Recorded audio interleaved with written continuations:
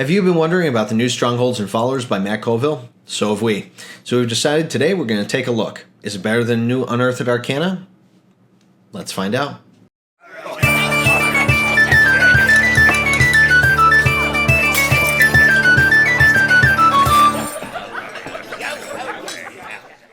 Welcome to the Home Brew Crew. I'm Tony, this is Sean, and today we're going to be going over Matt Colville's Strongholds and Followers, but just a little bit of it today. Yeah, if anyone has ever got the chance to actually look at it, it's a very detailed and very lengthy content. But it's definitely lengthy. Yes, it definitely is. But if you do have the time to read it and take a look, there's a lot of fantastic stuff in here that you can easily kind of toss in your own homebrew campaign.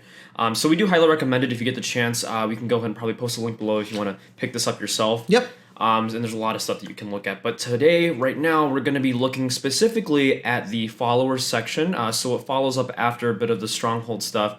It's advised to probably read the Stronghold stuff to get a full understanding, but we'll just go over the followers part. Yeah, now this is kind of a strange video for us to be doing right immediately after our Unearthed Arcana video, but comparing the two actually has been kind of fun. And some of them are actually, some things are better than others with it, and we'll get into it as we go through Colville's PDF and everything here. Similar to the Unearthed Arcana, you're going to be meeting up with new random NPCs that you can potentially make as your followers, or in this content we call them retainers. Yeah. And basically what they're going to do is they can accompany you on your journey. You can also have them kind of manage things, in your daily life that you don't have your own time to do. Yeah, absolutely. And if you're doing the Stronghold section of this as well, they tend to show up at your Stronghold and offer their services to help you out. But what we really love about this is that it breaks it down a lot more specifically, and it's very geared towards us as the DM when playing. Yeah. It's not so much like the UA one where it was mainly about the players and this is what we're going to be doing and all that. It's quite simply, this is one that's been very, very, very well thought out. So Matt, good job on this so far. One of the things I will say, one of the things that is bolded in this part of the section is retainers are not PCs, and I think that's the best way to probably summarize what retainers are in this content. Yeah, because he talks about that. He says, it's if it's one particular thing, like a certain type of caster, it's not a druid. So your players are not going to be sitting there going, well, doesn't he have Thorn Whip and doesn't exactly. Yeah, so it's not quite that. In fact, Matt's been very specific about how each of these are broken apart. Yeah, exactly. So he mentions a couple things like first and foremost, they're probably better off kind of, again, if you're using the Stronghold stuff, kind of maintaining the Stronghold while you're away. They can do domain actions at the Stronghold as well. So they're kind of more ideal for that. However, there's this whole thing where you can't take them on adventures. One of the sections does talk about how the players are still going to be the star of your show, which is funny because we were just talking about that in our previous video. Right? Yeah. I mean, we were sitting there going over that exact thing, saying, I feel like that person should be less than what my player character is. It shouldn't have a 9th level spell. Exactly. Guess what? None of Matt's do, and this is actually pretty cool. Yeah. As you're going through, they should be simpler than the characters he talks about. And that it also includes their ability to be hard to kill and their health. Now, the way you're set up with this, it's a little strange. Yeah. When you first think about it, you're going, well, I don't get it, but then it just simplifies out so nicely. Yeah, the best way I can think of it is like a classic video game where you have like a health bar with different chunks. That's basically kind of the best way to put it, because instead of having the little heart that would be up here, exactly. Like that corner over there. Right, exactly. That's kind of the best way you can think of it. Because instead of using traditional health points like a regular player, the NPC is going to have health levels that they gain as they level up throughout your journey, and as you level up. And the way that it works is whenever they actually get hit, if they take damage, they make a Constitution saving throw, with the DC being the average of what that attack normally is. Right. So, like, you have a Manticore or something like that. I'm sorry, I'm reading out of our that's a great example. But if you have a Manticore like that and they do a bite attack, it's 1d8 plus 3. It would be 7. Would be the average hit. Right. So for that example, the DC would be 7. If they somehow manage to fail it, they're going to take damage levels equal to the number of dice that attack does. Right. So it's 1d8 or 1d6, 1d8. So it would take 1 level of damage. Exactly. And their damage is equal to their level. right? So it's as they level up, they get more damage that can be done to them, which is kind of cool. It's a very, very simplified way of keeping track of their health, which I'm glad the author created on this, because I was running the idea of the Unearthed Arcana ones the other day, and I'm going, how the hell am I going to keep track of their health and this and their stats and all that? Yeah. It was way too much, and this just simplifies it. This makes it a lot easier. But that kind of brings up the next question though about healing. Yeah, and importantly is that you can't really. What? We can't heal? We can't heal them? Why not? Well, like you mentioned earlier, they made a point to say that these NPCs are harder to kill. That being said, you can't really heal them. The way he describes it is like, whenever they get hit, imagine that it's not enough to actually matter. They only heal when you take short rests, and they gain the die for each level that they have. So. And on the harder to kill part, I think we forgot to mention it with it, but anytime something goes to attack these guys with it, they make the retainer makes a constitution check, a constitution save against it. And if they pass it, they don't take anything. There's no damage. Right, exactly. So it's good because then you don't have to worry about, is it hitting them? Is it doing anything with it? How do you keep track of that stuff? So the healing is a lot less noticeable. You know what I mean? When it comes to... they still get their healing back when it comes to their short rests and things like that, right? Yeah, exactly. So at least that. But, they're talking about lay on hands and all those other things with it, and it's he points out in it is that if it doesn't really create enough of an effect because you're talking about big chunks of health. So that's what we got. And again, a lot of it is structured to, again, give more that attention to the actual party rather than the sidekick. So it's more to just... See, and I love that. That actually makes so much more sense than the other one. The other one's like... See, on this one, I can't say, okay, send all the sidekicks in. No, they'll probably get die. Yeah, exactly. That's exactly what we don't want to happen. Yeah. And then the rest of this goes into other details. They go about initiative. And interestingly enough, if the retainer has a higher dex than you, you actually get a +1 to your initiative roll. Because you share... the same initiative. They act on your initiative. Yeah, exactly. Which is kind of cool. It's like you don't have to worry about that's the thing that always gets me. Like when you have a ranger or something. Oh yeah, even with familiars, you have to manage your own initiative. God, okay, all right. And as a DM, what does it have? 4 health. It's like I forget all the time as a DM. So. And then you don't have to worry about it. Okay, your retainer goes on your same turn. Yeah. Now armor class. How thick are these guys? Yeah. Are they built? Yeah. Well, thankfully, it's very simple. It's either light armor, medium armor, heavy armor. That's it. 13, 15, 18. That's it. And that's it. No more confusing things. Oh, is it adamantine? I know, exactly. Abilities, same thing. Thank God.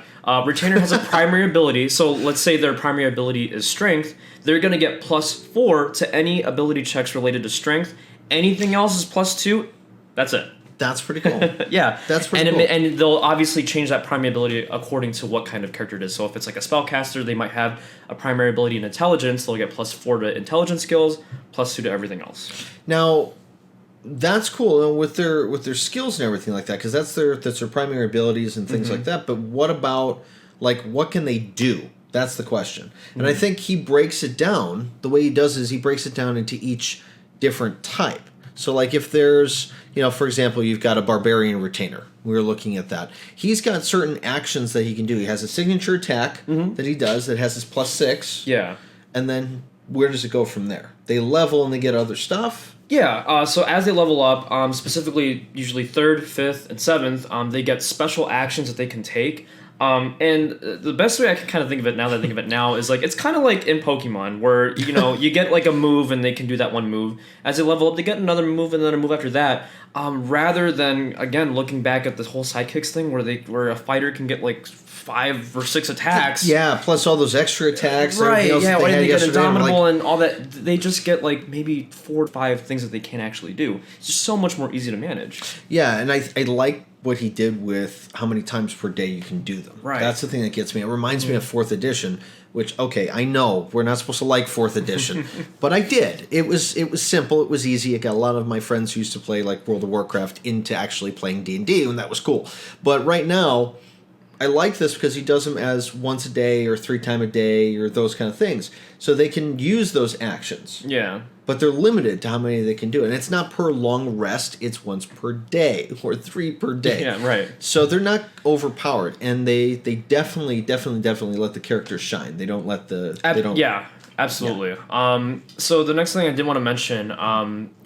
and it's probably one of the best things that we found about the whole way of how they level up. Mm-hmm. Whereas when we were looking at sidekicks, the sidekick levels up with you. I remember you gain this. a level, Yes, they gain a level. You gain a level, and it's one for the family, one for you. Yeah, one exactly. for the family, one for you. Right, you split everything up. Yeah. Here, the retainer gets a level every 2 levels that the player character levels up. See, now that makes more sense to me. Also, cherry on top, capping at 7th level. So they can't get any higher than 7th? Nope, that is it. That's where it ends, and you don't have to worry about it ever again. See, the suggestions that I said yesterday... are already in here. Let's see, I don't believe that. That's pretty good. Matt, I have a feeling you're bugging our apartment or something. Now, that's for experience with it. They get a little bit more complex depending on the type of retainer that you end up getting, but every single one of them has something special and something cool with it. And I could just see, it's funny because we were talking about it, the UA versus this one, and we're probably looking at more putting this in a campaign than we are putting the other one. Yeah, because in its current state. And not saying Wizards of the Coast you're bad. I'm just saying. Yeah, and we understand that right now it's still in playtest mode, so they have a lot of opportunity to make improvements on it. But just in the state that it's in right now, I can already easily see myself using the retainers. Personally, for my campaign, a lot more easier than I can implement a sidekick right now. And there's so many of them too. Yeah, there's a ton. There's he was several so prolific different ones in this for each class. You got bard retainers, cleric retainers. Yeah, I mean, I love the shadow priest. I think that's cool. That'll be good for your shadow necromancer. Yes, they go hand in hand. They'll be best friends. Well, I think this is a pretty awesome thing. There's a lot of stuff to look through with this, and we're probably going to be going through the Stronghold section and everything too. Yeah. Again, this is a lot of meaty content. We just thought this was apropos. Yeah, of course. It's very fitting. It's very fitting. And a lot of content's very meaty. I mean, the Strongholds part is kind of its own thing in itself. Yeah. So we'll definitely be going over the rest of that content right now. But we kind of wanted to talk about the followers just because we did just talk about sidekicks, and ironically, these didn't come out too far apart from each other. Actually, Matt released his, and then Wizards of the Coast went, oh, wait a minute, we've got something like that. We put it out. At least that's how it feels. Yeah, right, of course. We know Colville's been working on this for a long time. Exactly. And I'm sure this has probably gone through a lot of play testing, of course. And so many people that worked on it, too. Yeah, exactly. So it's had a lot of more opportunity to probably get refined. And it definitely shows in this content here. Absolutely. Well, either way, if you're going to pick up the Strongholds and Followers, I would definitely recommend it. If anything... just for this one section, it's awesome. I mean, I'm sure there's a lot more fantastic things in there, and I have read through the Stronghold stuff, and believe me, we are getting to that video. It's just very... it's going to be sectional. We're doing our homework. Yeah, definitely. We don't want to say anything wrong on it. But thanks again for all of you who have just recently subscribed to us and liked us and followed us on this channel. We are kind of new at starting with this, but I think that we're offering some pretty good content as of right now, at least in our opinion with it. If you do like us, please like and subscribe. You can follow that icon.